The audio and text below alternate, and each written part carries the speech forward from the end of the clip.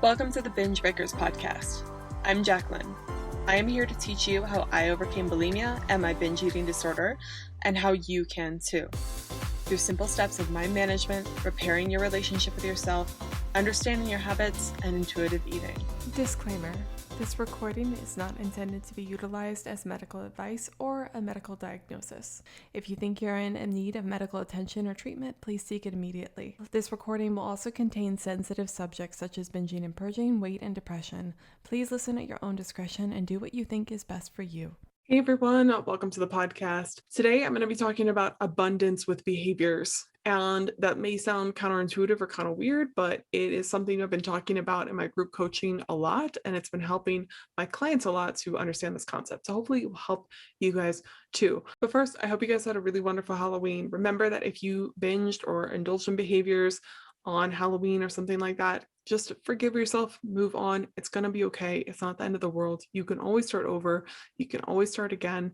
And there's no need to berate yourself or beat yourself up over it. It's just a binge and purge.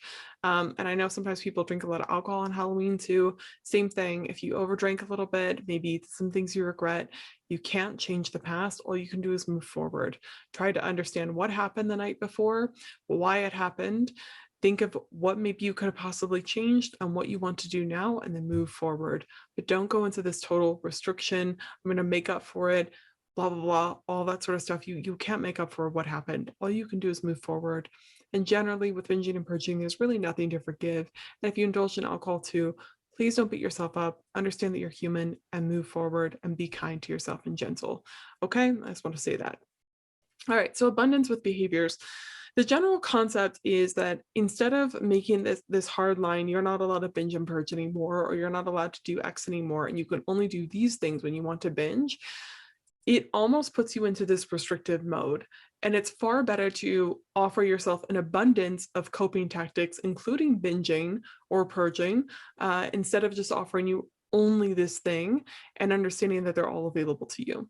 For example, a lot of people that I talk to, clients I work with and group coaching members, they struggle with, when it comes to pausing, the pause which I teach in the group, the method of when you want to binge, pausing for, noticing you're wanting to binge, you're having an urge, pausing, feeling your emotion for 2 minutes, and then continuing on, or deciding not to binge and then moving forward.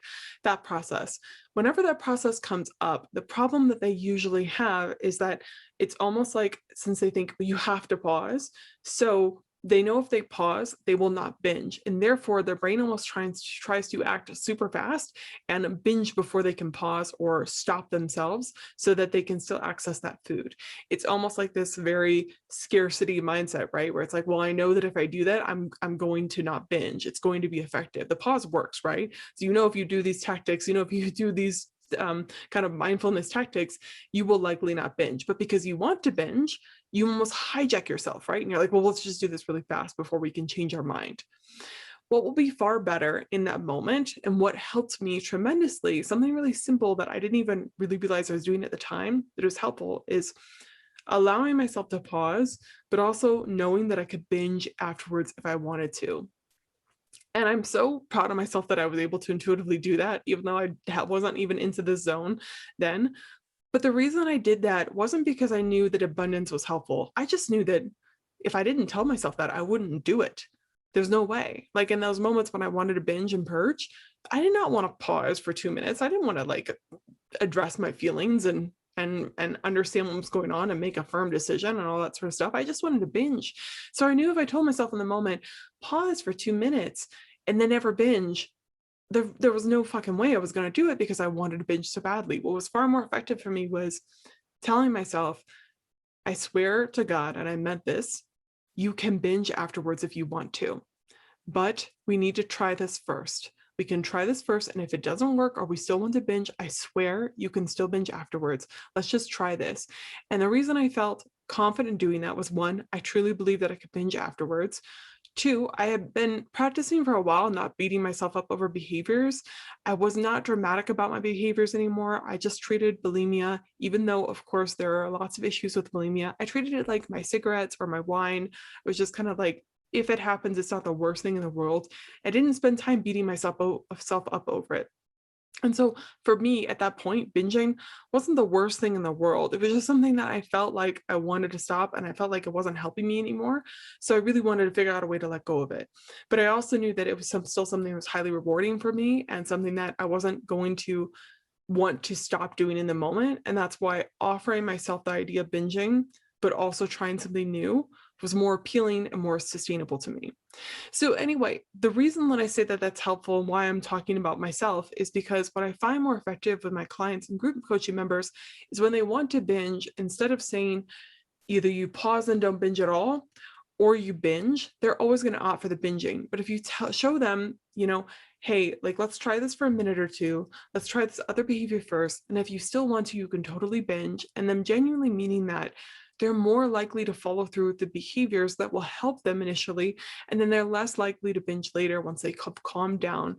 Because you have to think about it, you're in this highly emotional state. If all you had to do was just journal to not binge, everyone would do it. But they have to actually get themselves to journal in the first place. They have to actually get themselves to do other behaviors. Like all of you guys listening right now, you probably have a list. We've all done it. You have a list of so many other activities you could do other than binging. So many things that are good for you. A lot of times people that struggle with bulimia, they understand the right things to do, but they don't do them because there's that drive, that physiological drive, those thoughts in their head, they're pushing you towards binging. And in the moment, it's very hard to think rationally when you have them, which is why it's then helpful to barter with yourself and say, oh, okay, all right, let's just calm down for 2 minutes and take a second before we proceed to behaviors. I swear to God, you can do it afterwards, but let's just try this first. See, that's that sort of line of speaking. It's someone who's more negotiating. It's someone who's more open to other things. The moment someone tells you, no, you can't do that, it's either this way or that way, you feel restricted. You feel like there's this thing that you have to do. You feel like you're being forced into it. It feels like your autonomy is being stripped away. No one likes that feeling. Even if you're the one doing it to yourself, you still don't like that feeling. You're much more likely to engage, especially in the beginning when the binge drive is so high, you're much more likely to engage in other healthy coping behaviors if you make it this abundant thing where you're still allowed to binge if you want to, it's still available to you, but there are other ways to handle this too. Showing yourself that there are other ways to handle it, offering it to yourself instead of trying to force and shove yourself into it is going to be more effective. I think of what Nicole Cruz said on my podcast. She was a guest on my podcast a while ago. She helps parents teach their kids how to be intuitive eaters. She was brilliant in how she was talking about how to encourage children to eat more foods, especially if they feel like if they're very she likes to not use the word picky, but kind of picky, or maybe they're overly sensitive to certain foods, or maybe they just are really narrow-minded in what they like to eat due to various reasons. What's far better, instead of trying to force your child to eat the broccoli, is to have a whole plate, an abundance of foods where there's broccoli on the table, but there's also other things on the table too, like their favorite foods, that sort of stuff. And then to watch maybe you as the parent eating that food and enjoying that food, and maybe offering, like, do you want to try some broccoli? We have got these cool sauces, things for you to try. Imagine if you approached other coping behaviors like this, instead of having this awful list of demanding things you must do, like taking a walk or whatever.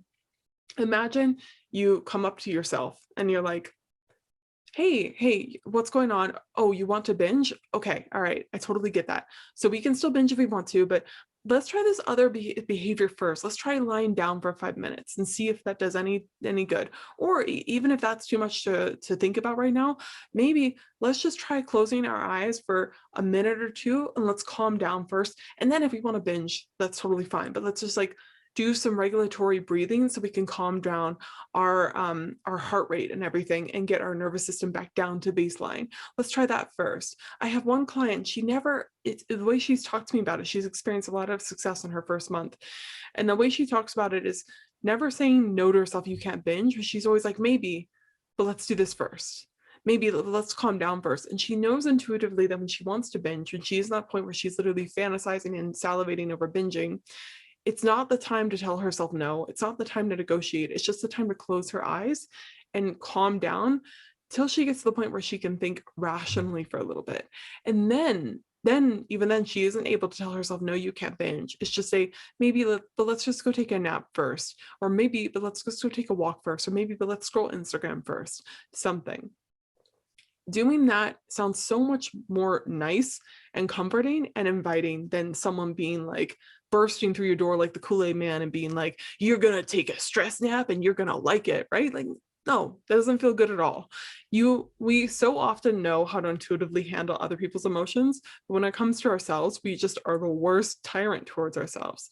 If you offer yourself an abundance of behaviors and coping tactics, including binging, but making it sure that you have other things available to you as well, you might find that it's far easier for yourself to engage in those other options because they're available, they aren't the worst thing in the world, and they're nice. Also, make your coping behaviors that you want to try actually something you want to do.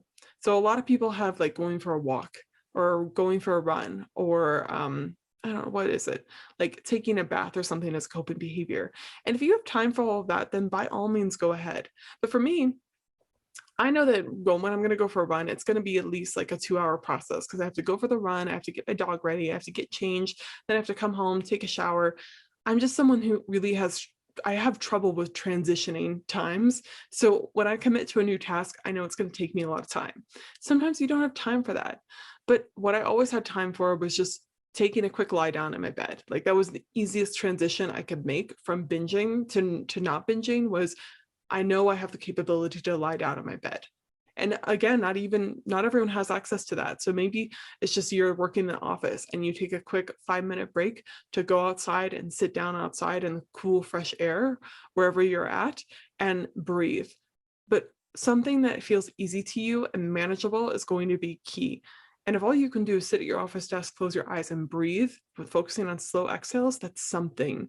But make sure what you do doesn't feel harder than not binging. It feels easier in a way to do that, or it's going to take little to no effort at all. Of course, if you have other coping tactics that you want to try, like have those readily available, but sometimes you need to make them super simple for yourself. So keep that in mind too. Don't make it so complex that it's too hard to do or it feels unattainable.